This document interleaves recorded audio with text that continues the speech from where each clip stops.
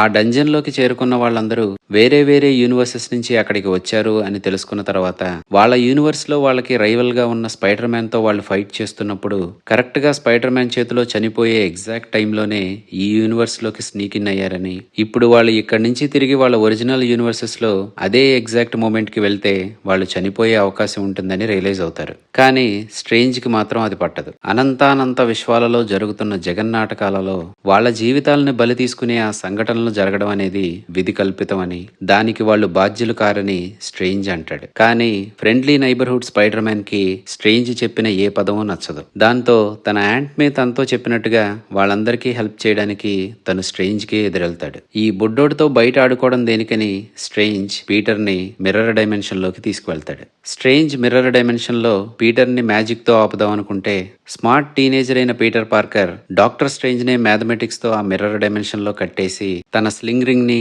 వీళ్ళందరినీ తిరిగి వాళ్ళ యూనివర్సెస్ కి పంపించడానికి తను క్యాష్ చేసిన స్పెల్ ని పెట్టిన ఆర్టిఫాక్ట్ ని తీసుకుని పీటర్ డంజన్ కి తిరిగి వచ్చేస్తాడు. మల్టిపుల్ స్టోరీస్ ఇంటర్వ్యూన్ అవుతూ ఇంట్రెస్టింగ్ గా సాగబోయే MCU complete time line part 12 ఈ మండే 21st మన ఛానల్లో అప్లోడ్ అవబోతుంది. ఇలాంటి మరెన్నో many more interesting movie explanations కోసం సబ్స్క్రైబ్ టు అవర్ ఛానల్ కథలు చలనచిత్రాలు.